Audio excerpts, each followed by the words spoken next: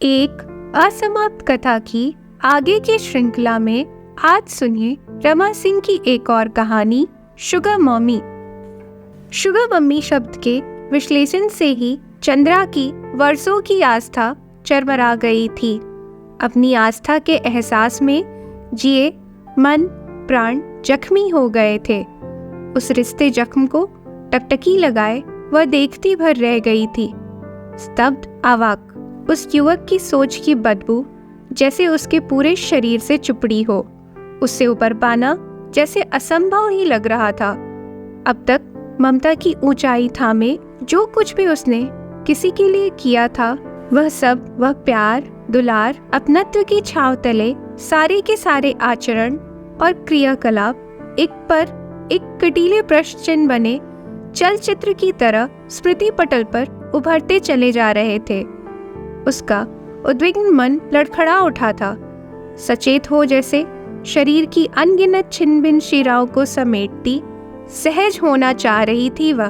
उफ, उसने तो फ्राइड को भी मात दे दिया। वह सब माँ बेटे का दुलार प्यार, अमृत तुल्य स्तनपान, कोमल कोमल होठों का चुंबन, स्त्री पुरुष के यौनिक संबंध पर ही आधारित बतलाया था फ्राइड ने। लेकिन वह सब अचेतन मन की प्रतिक्रिया होगी, चेतन की नहीं। अब तक की देखी सुनी पहचान की धरोहर की सिद्धि यूं ही तो बेकार नहीं है। लेकिन उस विदेशी युवक ने तो कहा था कि उसके देश में यह सब सिर्फ सोच और शोध का ही विषय नहीं, बल्कि व्यवहार की सच्चाई है जो आम है। कई एक ऐसी शुगर मम्मी मिल जाती हैं जिनकी छांव में युवकों की सीख पूरी होती है। यदि उस विदेशी युवक की बात सच भी है तो क्या मन की सहजता में यह सब समा पाना आसान है?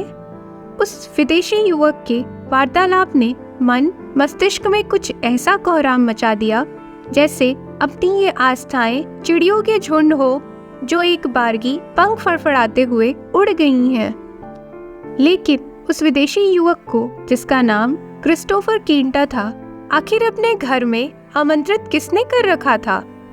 इस प्रश्न ने चंद्रा के मन में ऐसी उथल पुथल मचा दी, उसे लगा जैसे पेट की उसकी अतड़ी बाहर आ जाएगी। उसने अपने आप को ही कोसा, एक धिक्कार लगाई, जी चाहा अपने ही सिर के सारे बाल नोच ले। ममता, स्नेह, किसी की मदद करना, ये सारे भाव जैसे कागज पर लिखे व्यर्थ संदर्भ साबित हुए, जिन्हें केंटा ने चिंदी चिंदी कर खिड़की के बाहर हवा में उड़ा दिया था। और वे सारे के सारे मनोभाव चिंदियों में बिखरे इधर उधर उड़ गए थे। चंद्रा ने फिर अपने आप को धिक्कारा। पश्चाताप की चिंगारी सारे बदन में जलन पैदा करने लगी। उसका आहत मन एकदम अधीर हो उठा। काश वे सारे मनोभाव जो शुरू में केंटा के प्रति थे, अमूर्त नहीं होकर मूर्त होते तो वह उनका गला घोंट गंदे नाले में बहा देती।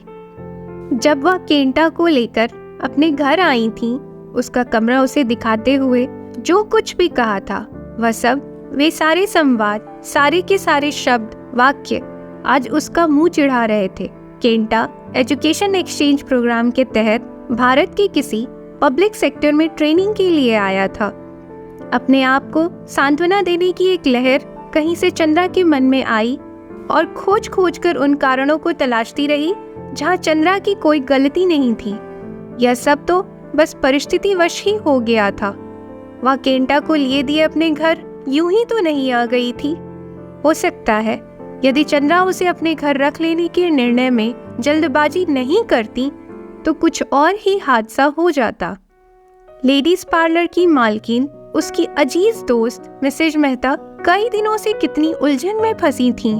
कलकत्ता से उसने जिन 2 ब्यूटिशियन लड़कियों को लाकर पार्लर चलाना शुरू किया था, उसी में से एक किमी उस केंटा के साथ प्यार कर बैठी।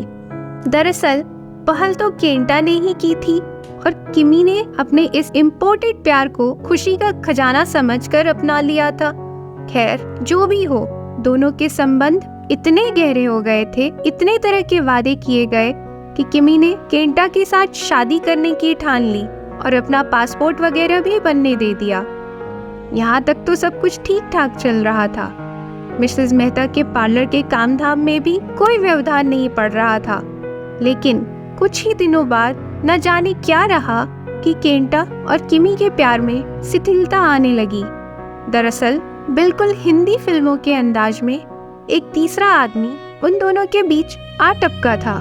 किमी ने शायद केंटा के आचरण में सूंघकर अपने प्यार के अस्थायीपन को जान लिया था और एकदम से अपने पड़ोसी युवक यानी उस तीसरे आदमी के साथ अपना मेल जोल बढ़ाने लगी थी।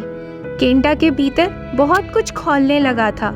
वह इस कदर आक्रामक हो उठा कि उसने किमी को धमकी दी थी कि वह उस पड़ोसी युवक को जान से मार डालेगा, भले ही भारत की जेल में उसे अपनी जिंदगी गुजारनी पड़े। किमी खुल्लम खुल्ला कहने लगी थी कि इंडा उसे धोखा दे रहा है, प्यार के नाम पर बस उसकी देह का स्वाद भर लेना चाह रहा था। वह उसके लिए टाइम गैप अरेंजमेंट पर था। उस समय सिर्फ चंद्रा ने ही नहीं, मिसेस मेहता ने भी किमी को ही चालू किस्म की लड़की समझा था और उन्हें केंटा के लिए पूरी सहानुभूति थी, होनी भी चाहिए थी। जबकि केंटा इतना तगड़ा मर्द होकर किमी के लिए सबों के सामने हिम की तरह पिघलने लगा था। लेकिन बहुत बाद में चंद्रा के घर का आतिथ्य और अपनत्व का स्वाद लेते हुए केंटा ने ही स्वीकारा था कि वह तो यूं ही उसे चकमा दे रहा था। इंडियन गर्ल बहुत सेंटिमेंटल हो जाती है। किमी तो एक मेड सर्वेंट से ज्यादा नहीं लगती। उसे वहां अपने देश ले जाना सपने में भी संभव नहीं था। उस क्षण चंद्रा को लगा था जैसे ढेर सारे शीशे के बर्तन एक बारगी उसके हाथ से फर्श पर गिरकर झनझनाहट के साथ किरचों में बिखर गए हों। खैर, जो भी हो रहा हो, वह पड़ोसी लड़का शाम को किमी से मिलने रोज की तरह आया हुआ था और उस समय केंटा ने एक तमाशा ही खड़ा कर दिया था। बिल्कुल हिंदी फिल्मों के खलनायक की तरह केंटा किमी के घर के बाहर ही बैठ गया कि जब भी वह निकलेगा वह उसे मार डालेगा। था भी वह पहाड़ सा लंबा चौड़ा। किमी बेचारी डर से रात भर जगी बैठी क्रॉस बनाती रही। रात भर वह लड़का भी बाहर निकलने की हिम्मत नहीं जुटा पाया। सुबह जब केंटा खुद ब खुद उठकर चला गया तो किमी रोती हुई मिसेस मेहता के यहाँ आई और कलकत्ता वापस जाने की बात करने लगी। मिसेस मेहता परेशान हो उठी। किमी के बल पर ही तो उनका पार्लर चलता था। बड़ी मुश्किल से हार्ड सैलरी देने पर वह उनके साथ आई थी काम करने। कलकत्ता से पार्लर के लिए लड़की लाना आसान काम तो था नहीं, लेकिन ऐसी दुविधा और खतरनाक स्थिति में उसे रखा भी तो नहीं जा सकता था। मिसेस मेहता को दुखी और परेशान देखकर ही चंद्रा ने अपनी सहेली की मदद करने की सोचकर वह समाधान निकाला था कि उस युवक को वह अपने घर के मैजनीन रूम में जगह दे देती है तो समस्या शायद सुलझ जाए। वैसे भी इस छोटे शहर में विदेशियों को अनजान समझकर कोई घर किराए पर देता नहीं था। यह साजे का 2 कमरे का घर बड़ी मुश्किल से उसे मिला था और साजे की वजह से ही किमी से उसकी निकटता बढ़ी थी। चंद्रा ने सोचा किमी की नजरों से ओझल इस घर में रहने से वह सहज हो जाएगा। चंद्रा का मन फिर मथने लगा, जैसे केंटा के साथ का हर एक वाक्य नए अर्थों में उसके सामने आता जा रहा था। हाँ, चंद्रा को अपना कथन अपने हाव भाव के साथ हूबहू याद है। केंटा का भी खिला खिला चेहरा, मोटे मोटे लाल होठों पर आश्चर्य मिश्रित खुशी, कितना कृतज्ञ हुआ था वह। चंद्रा ने इतना ही तो कहा था कि बिना किसी खास प्रयास के सहज भाव से निश्चल खुशी के साथ आंखों में अपने बेटे की अनुपस्थिति दुलारते हुए, केंटा, यह मेरे बेटे का कमरा है, पढ़ाई में डिस्टर्ब ना हो सो अलग गैराज के इस ऊपर वाले कमरे में रहता था। केंटा हिंदी समझने लगा था, टूटी फूटी हिंदी बोल भी लेता था। ओह, आई सी, अभी वो कहाँ है? चंद्रा ने अपने बेटे की दीवार पर लगी तस्वीर को निहारते हुए कहा था, वह आर्मी में है, अभी अभी उसकी बहाली देहरादून में हुई है। केंटा कमरे का मुआयना करता हुआ चंद्रा की बातें सुन रहा था। How much I have to pay for this room? Chandra उसके सवाल पर मुस्कुराई थी।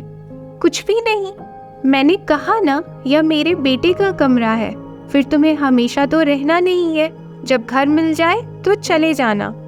केंटा दाहिने हाथ से अपने छोटे छोटे काले घुंघराले बालों को सहलाते हुए मुस्कुराया था। अपने तरीके से धन्यवाद ज्ञापन किया था उसने। उसकी छोटी छोटी भीतर धसी आंखें खिल उठी थीं। केंटा की खुशी से दपदप होती आंखों को तब और अब समझने में कितना फर्क है। उसे लगा था यह केंटा कितना खुश हो गया परदेश में अपनत्व पाकर, लेकिन आज उसकी आंखों की हंसी को सोचकर उसका रोम रोम नंगा हो जाता है, जैसे भरे बाजार में किसी ने उसके बदन से सारे के सारे कपड़े उतार दिए हों। इस सोच ने ही चंद्रा को सहरा दिया और उसने अपनी साड़ी के पल्लू को आगे कर अपने को ढक लिया। ओह, क्या सोचा होगा केंटा ने उस दिन मेरे आतिथ्य को अपने समाज के शुगर मम्मी का आमंत्रण ही तो समझा होगा। केंटा को दरअसल उस दिन खुशी हुई होगी ऐसे एक ठौर पा जाने की। केंटा अपना सारा सामान लेकर कमरे में सेट हो गया। कहाँ उस संकरी गली के छोर पर बना हुआ कमरा जहाँ दिन में भी बिजली जलानी होती थी, सालों भर सिलन से ही समझौता करना होता था, और कहाँ सुरुचिपूर्ण सुसज्जित पॉश कॉलोनी का यह कमरा। ऐसा केंटा ने शब्दों में कम ही व्यक्त किया था, लेकिन उसकी उत्सुकता, सीढ़ियों पर चढ़ते उतरते उसके उत्साही पदचाप, कमरे में म्यूजिक सिस्टम की धुन पर उसका थिरकना सहज ही उसके मनोभाव को व्यक्त कर रहा था। उसकी खुशी का आभास तो चंद्रा को पहले दिन से ही होने लगा था, लेकिन उसके पति ने जब केंटा से हुई बातों का कुछ अंश सुनाया जिसमें उसने अपने स्वर्ग में आ जाने की बात कही, तो वह आश्वस्त हो गई थी। चलो, किसी दूर देश से आए इस शहर से बिल्कुल अनजान को हम मदद तो कर रहे हैं। केंटा का वह पहला दिन था और उसने चंद्रा दंपति के साथ ही खाना खाया था। कभी कभार रविवार को खास तौर से ये लोग केंटा को लंच या फिर डिनर में जरूर शामिल कर लेते थे। इससे इस दंपति का अकेलापन, जो बेटे की नौकरी पर चले जाने से था, भर जाया करता था। लेकिन खाने खिलाने का यह क्रम तब बहुत ही जल्दी जल्दी आने लगा जब केंटा स्कॉलरशिप देर से आने की वजह से रुपयों की तंगी में रहने लगा था। केंटा इस परिवार के काफी नजदीक आ गया था। एक रविवार केंटा अपने देशी मित्र के पास गया था और दूसरे दिन शाम को आया था। चंद्रा दंपति ने कई बार शाम की चाय पर उसके आ जाने की आहट का भ्रम किया था। चंद्रा के पति ने कहा भी था, उफ, केंटा बहुत जल्दी हम लोगों के मन में सेंध मारकर आ घुसा है। हम लोग उसके संग के अभ्यस्त हो रहे हैं। ये बिल्कुल अपरिचित अनजान युवक कितना परिचित और अपनों के दायरे में दाखिल होता जा रहा है। केंटा फैक्ट्री से आने के बाद अक्सर हाई ट्यून पर इंग्लिश म्यूजिक सुनता रहता था। यही थोड़ी डिस्टर्ब करने वाली बात थी। खैर, मैजनीन रूम और घर के मुख्य दरवाजे को बंद कर देने से न तो वह हाई ट्यून का म्यूजिक और न ही म्यूजिक के साथ उसके डांस करने की हरकतों का ही पता चलता था। चंद्रा जब भी अपने ऑफिस से लौटती और जल्दी जल्दी रसोई के कामों को निपटाती होती, तो अक्सर केंटा आकर उसका हाथ बटाने लगता था। शाम को या फिर छुट्टी के दिनों घंटों बैठा चंद्रा से ढेर सारी बातें किया करता। वह अपने देश के रीति रिवाज तो चंद्रा अपने देश समाज की बातें कभी अंग्रेजी में तो कभी हिंदी में बताते रहते।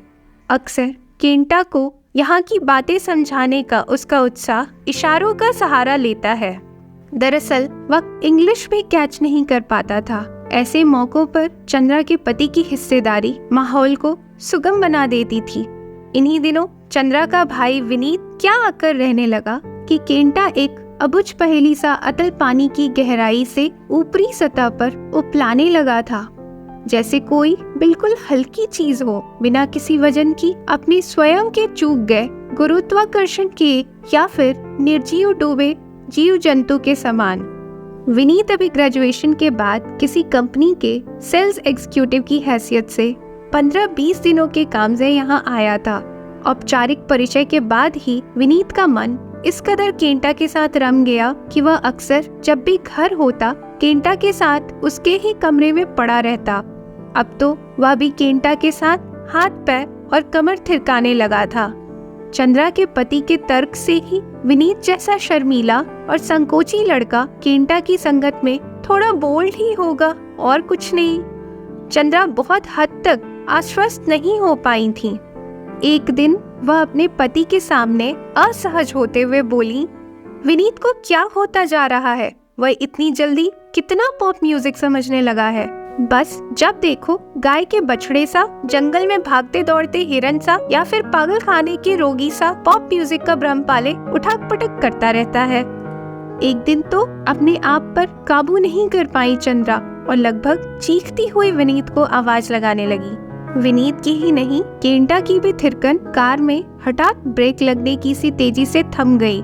दोनों के बीच की संगीत लहरी बिखर कर रह गई थी। विनीत की आवाज तेज थी, खिन्नता से भरपूर। पहली दफा चंद्रा ने उसकी ऐसी उखड़ी आवाज सुनी थी। चंद्रा की आवाज की धार को भोथा करते हुए वह चकित अपने सहोदर को देखती रही थी। विनीत की उच्च श्रृंखलता उसे अप्रत्याशित लगी। सिर्फ उसके लिए ही नहीं, अब तक संचित परिवार की परंपरा की नजर में भी अचानक 22-23 साल का विनीत उसे भरा पूरा जवान लगने लगा। लेकिन चंद्रा के पति जैसे कई दिशाओं में छिटके जानवरों को हाँक कर बाड़े में ले आए हो, कुछ इसी अंदाज में चंद्रा के बिखरे मनोभाव को संभालते हुए बोले, तुम भी चंद्रा इतनी पुरान पंथी न बनो। केंटा के साथ थोड़ी नई उमंग, नई संगीत का आनंद वह ले भी लेता है तो कहाँ से तुम्हारी संस्कृति लंगड़ी हो जाती है और तुम्हारे परिवार की कई पुश्तों से चली आ रही संस्कृति की जड़ें जो न जाने कितनी अतल गहराई को पहुंची हैं, यूं तो हिल नहीं जाएंगी। लेकिन बात सिर्फ पाश्चात्य संगीत तक ही रह जाती तो भी ठीक थी। वह तो अब तक के ग्राम्य परिवेश में पले विनीत के ब्रह्मचर्य व्यक्तित्व में सेंध लगाने लगा। बात ऐसी जगह आकर अटक गई थी कि एक बारगी ही बैलेंसिंग तमाशाई की रस्सी के एक छोर से दूसरे छोर तक पहुंचने जैसा ही कंपन, भय और आकांक्षा की डोरियां उसकी आंखों में झलकने लगीं। उद्विग्न और अशांत अपनी ही हिमायती परंपराओं को एक बार की टकार जाना। विनीत केंटा से 4-5 साल ही तो छोटा होगा। कितना हंसा था विनीत के अचरज पर। अभी तक तुमने किसी विमेन का नेकेड बॉडी नहीं देखा, टच भी नहीं किया। हे कम ऑन, तुम अभी तक फिर क्या किया, क्या देखा? Vineet, you are unique. और केंटा का व्यंग्यात्मक अट्टहास उसे अपने मन पर कोड़े की तरह लगा। सटाक सटाक। और बस रसीले गन्ने के रस जैसी ही मिठास पाने की इच्छा लिए वह केंटा के जीवन अनुभवों से वाकियत लेता रहा। केंटा ने पलीते की छोर को आग क्या दिखाई कि क्षणांश में वह दूसरे छोर तक सुलग उठा। उसने धिक्कार लगाई अपनी परंपरा की। फटी चिटी मान्यताओं की ढेर में दबकर रह जाती हैं यहाँ के लोगों की इच्छाएं। और भी बहुत कुछ कहा था विनीत ने अपनी परंपरा को चित्रा चित्रा कर दिया था। हमारे यहाँ डेटिंग के बिना युवक युवतियों का पूर्ण विकास हो ही नहीं पाता है। और चंद्रा को यह सब खुलेआम विनीत से सुनकर लगा जैसे विस्फोटक बारूद उसके भीतर ठूस दी गई हो, जिससे अभी तक का जो स्नेह विनीत के लिए था या फिर जिन मान्यताओं का था, धराशायी नहीं भी तो एक बारगी हिल जरूर गया था। विनीत के स्वभाव के बदलाव ने चंद्रा को व्यथित कम किया था, आश्चर्यचकित ज्यादा। वह अनजानी संस्कृति को आत्मसात करने वाला नया विनीत कहाँ से प्रकट हो गया, कहाँ से अपनी मर्यादा को पाट देने का जुनून उसमें उदित हो आया। अपनी संस्कृति से गौरवान्वित वेदों पुराणों की बहुमूल्य पंक्तियों को हर चर्चा में उद्धृत करने वाला विनीत कहाँ से घायल था कि केंटा ने उस पर रूई के फाहे में मरहम रखकर अपने वश में कर लिया। लेकिन जो वह अब तक था, उसकी लय ताल सभी तो जन्मकूटी के साथ ही वह एक हलक के नीचे उतारता रहा था। केंटा की संगति में नारी शरीर के विभिन्न अंगों के रसास्वादन की कल्पना ने उसके मन की धार ऐसी तेज कर दी कि उसने प्रेम और वासना के अंतर को ही मिटा डाला। प्रेम शब्द विनीत के लिए जो अर्थ रखता था, अपना अर्थ खोने लगा। सिर्फ नारी शरीर का सुख ही उसे नींद में भी उद्वेलित कर बेचैन करने लगा। चंद्रा विनीत के बदलते तेवर की दृष्टा भर थी। बिफर कर व्यक्त तो वह होती थी अपने पति के सामने, अपने आप में चूल्हे पर उबलते देगची में सनसनाते पानी की तरह। इन दिनों वह अपने पति से जब भी एकांत में मिलती, बस विनीत और केंटा के स्वभाव और संस्कृति को लेकर उलझ पड़ती। चंद्रा के पति नहीं चाहते हुए भी जैसे ऊन के लच्छे की तरह चंद्रा के बनाए जा रहे गोले में लिपटते चले जा रहे थे। उनके पति ने जैसे ऊन के गोले को उधेड़ते हुए कहा, जितनी गंभीरता से तुम इस विषय को ले रही हो वैसा कुछ भी शायद नहीं हो। यहाँ से जाते ही विनीत फिर से अपने आप में अपनी पुरानी आदतों में लौट जाएगा। विनीत की उमंग जल्दी ही निस्तेज होने लगी थी, जैसे आगे के सोपान पर चढ़ने की तैयारी पूरी होने पर किसी झिझकवश ठिठक गया हो। अब केंटा के जीवन के अनुभव मात्र उसे तृप्त नहीं कर पाते थे, अब उसे अपनी तृप्ति चाहिए थी, अपना अनुभव। केंटा रस्सी के दूसरे छोर पर खड़ा विनीत को रस्सी पर अपने को साथ कर दूसरी ओर आने के लिए ललकार रहा था। विनीत उस पार के स्वप्निल संसार की इच्छा पाले रस्सी का संतुलन में झिझक रहा था। अंत में वही हुआ। बादलों के गर्जन वर्षण से जैसे एक बारगी ही धरती के गर्भ में दबा मशरूम बाहर आ खिल उठता है, वैसे ही विनीत एक ही सांस में रस्सी के उस छोर पर जहाँ केंटा था जा पहुंचा। वह केंटा के साथ कलकत्ता चला गया था। न जाने वहां जाकर उसने नारी देह के किस किस उम्र की कौन कौन सी दहलीज लांगी, कितना स्वाद चखा, कितना तृप्त हो पाया, लेकिन अपने वेतन के जोड़े हुए 4000 रुपए, घड़ी, कैमरा, सारा कुछ वहां खर्च आया। चंद्रा के पास वह वापस तो नहीं आया, आना भी नहीं था, लेकिन ये सारा कुछ केंटा से चंद्रा के पति को और फिर चंद्रा को मालूम पड़ा। केंटा चंद्रा के प्रति अभी भी उतना ही सहज बना रहा, लेकिन चंद्रा ने चुपके से उसके प्रति अपनत्व में कटौती कर डाली थी। अब वह उतनी आवभगत भी नहीं करती थी। बहुत पहले केंटा ने चंद्रा दंपत्ति के लिए खास तौर से अपने देश से लकड़ी का नक्काशीदार जोकर मंगवाया था, जिसकी गर्दन आगे पीछे डोलती रहती। चंद्रा को बहुत पसंद आया था। उसने उसे अपनी स्टडी टेबल पर ही रख लिया था। शुगर मम्मी शब्द को परिभाषित तो किया था केंटा ने, और हूबहू बिना उसकी परिभाषा के छीछरेपन को झाड़े पोछे चंद्रा के पति उसके सामने उगलते रहे थे। मेरे देश में 50 के बाद की कुछ औरतें शुगर मम्मी कहलाती हैं। युवकों के लिए खास आकर्षण, अपने पास रखती हैं, खिलाती पिलाती हैं और शरीर तल पर उनका सुख उठाती हैं। उनके साथ होने का जायका ही कुछ और होता है। ऐसा कहते केंटा अपने मुंह में आए स्वाद को अपने गले में डकार गया था। उसके चेहरे पर रस भरी मुस्कान उभरी थी। केंटा के उस कथन को सुनती अचकचा गई थी वह, जैसे शीतल शांत बहती जलधारा को किसी ने हिलोर कर गंदला कर दिया हो। फिर जैसे मन की उद्विग्नता की डोर को खींचकर संभाल लिया था उसके अपने ही मन मंथन ने। विनीत जा चुका था और केंटा के विचार आचार उसकी अपनी जमीन, अपनी आबो हवा की फसल थे। दूर देश की बात है, उसके आसपास की तो नहीं। फिर दुनिया तो बदली जा नहीं सकती। केंटा को चंद्रा के घर आए 6 महीने से ज्यादा ही हुए थे। अब वह 1 महीने के अंदर जाने ही वाला था। बाकी के 6 महीने उसे दिल्ली में अंतिम ट्रेनिंग करनी थी। केंटा का चंद्रा के घर के अंदर आना जाना लगा ही रहता था।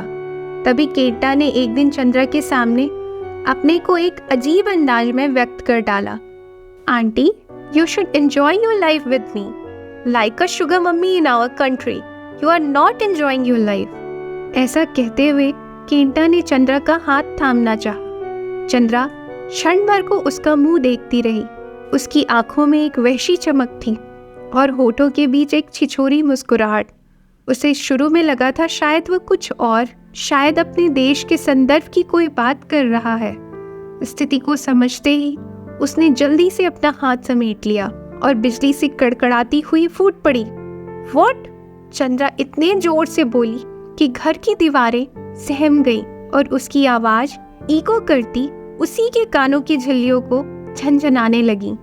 चंद्रा की उसके प्रति नफरत के बोल बादलों की गड़गड़ाहट से कमरे में मंडराने लगे। तो तुम इतने कमीने नीच हो? अरे कम से कम अब तक तुमने जो महसूसा, जो कुछ देखा, हमारे रिश्तों की परिधि के बीच, उसका तो ख्याल किया होता। तुम तो जानवर हो, जानवर।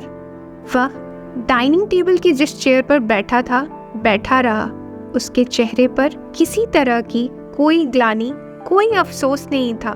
चंद्रा चाह रही थी कि वह कुछ बोले, अपने बचाव में कुछ कहे, अपनी संस्कृति जिसमें वो पला बढ़ा है का कुछ हवाला दे, ताकि किसी बनेले जानवर की तरह वह उसे फाड़ डाले, उसके टुकड़े टुकड़े कर दे। वह अपना पैर पटकते हुए उसे धिक्कार रही थी, लेकिन वह वैसे ही उसके हाव भाव को परखता कुर्सी से उठकर खड़ा हो गया। चंद्रा ने दांत पर दांत चढ़ाकर लगभग चीखते हुए उस पर अपनी चप्पल से वार किया। अब की चंद्रा का गुस्सा भय बनकर उसकी आंखों में तैरने लगा। वह अपना बचाव सा करता कमरे से बाहर निकल गया। चंद्रा के मुंह से बंदूक की गोलियों सी भद्दी भद्दी गालियां निकलने लगी।